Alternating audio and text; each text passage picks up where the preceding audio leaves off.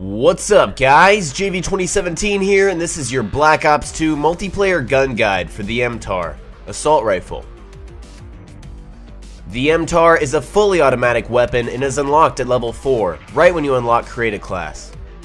Each magazine holds a measly 30 rounds, but the capacity can be increased to 40 rounds with the addition of the extended clip attachment. Since the Mtar has a moderate fire rate, it's not incredibly easy to burn through the 120 rounds of ammunition available from the start of every life. Conserving ammo should be considered for higher score streaks, but isn't 100% necessary. The time it takes to reload with this weapon is just under 2.5 seconds. This happens to be one of the slowest of the assault rifles, and a slow reload can really turn the tables in a gunfight. Fast mags is strongly recommended, as it will reduce that time by 33% to a little under 2 seconds. This will eliminate downtime spent reloading and keep you back in the action. The Mtar has more of a moderate fire rate at 720 rounds per minute. Since this fire rate is so middle of the road, the user gains the benefit of less recoil while still retaining a respectable fire rate. In terms of mobility, the Mtar is just as manageable as the rest of the assault rifles. At 95% running speed, this weapon feels almost as lightweight and nimble as an SMG. This is perfect for objective game modes and flag running if using the combat knife or a submachine gun isn't your cup of tea. The time it takes to aim down sights clocks in at 1/4 of a second. In a game where most gunfights come down to the very millisecond, ADS speed can make all the difference between life and death. Quick draw handle reduces that time by 1/10 of a second, giving the player an instant edge over the enemy. Damage-wise, the Mtar is on par when compared to other fully automatic assault rifles. At the very maximum, with the exception of headshots, the Mtar will deal 40 damage per bullet. This means that the Mtar can kill in 3 shots at maximum bullet damage. The same goes for headshots. This weapon will still kill in 3 shots to the head up close. At the end of its effective range, the Mtar will cause 24 damage per bullet. At maximum range, it may take up to 5 shots to kill an enemy with this weapon. Due to damage multipliers, it will take up to 4 headshots to kill. Time to kill is measured from the instant the trigger is pulled to the instant the enemy is killed, assuming all shots are on target. At the maximum bullet damage and minimum range, the Mtar can kill in just 0.1835 seconds. On the other end of the scale, at minimum bullet damage and maximum range, it can take up to 0.3504 seconds to dispatch an enemy. Shots to the head receive a 1.2 times damage multiplier. Unfortunately, the only information I have for damage multipliers on this weapon is for headshots. As more information becomes readily available, I will add to this section in future gun guides. The Mtar has a respectable effective range compared to similar automatic assault rifles. Within 44 feet, the Mtar will kill an enemy in 3 shots. This is the most effective range for this weapon. Beyond 44 feet and up to 123 feet, it takes 4 shots to take down your target. And finally, from any range beyond 123 feet, the Mtar will kill in 5 shots anywhere on the body. As with most guns, it may take some time to adjust to the recoil of the Mtar, but once it's broken in, this weapon feels incredibly accurate. In terms of kick, I'd classify the Mtar as a moderate recoil weapon. As we take a look at a recoil test, at medium range, this weapon tends to bounce upwards sporadically. It can kick up shortly after pulling the trigger, or take its sweet time to bounce up at just the wrong time. While the gun tends to kick up, recoil is so irregular that predicting a pattern is futile at best. For my Slayer class, I suggested more of a beginner loadout because this weapon is unlocked so early. Quick Draw and Fast Mags, unlocked at weapon levels 3 and 4 respectively, is a great attachment combo for a fast-paced, Slayer-minded class.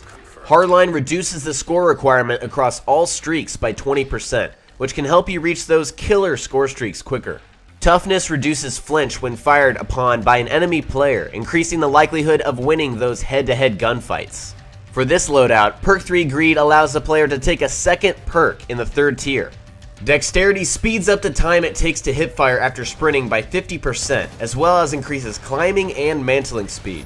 Engineer, in my opinion, one of the most underrated perks in Black Ops 2, highlights enemy equipment around the map, delays deadly explosive equipment, and allows you to reload or booby trap care packages.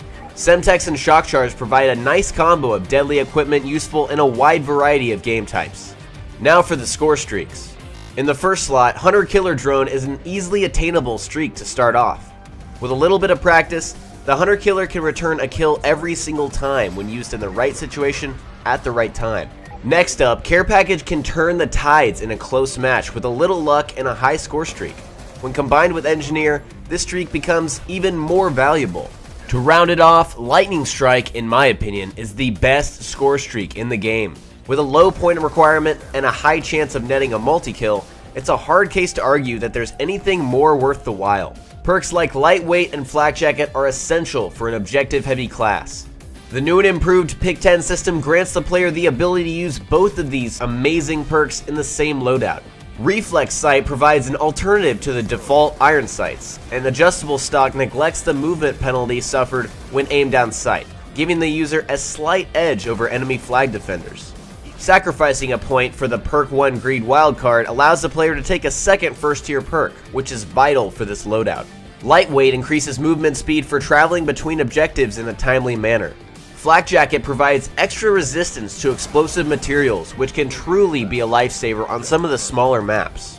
Fast Hands decreases weapon swapping speed and increases equipment usage speed. Extreme Conditioning increases sprint duration, allowing the player to flank behind enemy lines and capture those objectives. The Semtex Grenade will keep those pesky attackers off of the objective. Finally, for my favorite tactical equipment in Black Ops 2, the Smoke Grenade. This baby can be used as both a temporary smoke screen to capture objectives, as well as a tool to take away visibility in long lines of sight. I can't begin to describe how many times I've captured B flag on domination, simply because I use smoke on the flag itself or use it to cover a major line of sight. In terms of score streaks, this combination is as pure as it gets for an objective player. UAV is the lowest and ultimately most helpful streak for both the team and the player calling it in. Counter UAV disrupts enemy radars, rendering the opposition's UAVs and orbital VSATs useless. And my absolute favorite new kill streak in Black Ops 2, the Guardian. This oversized toaster oven will cook the enemy to a crisp, blocking key pathways to objectives all across the map.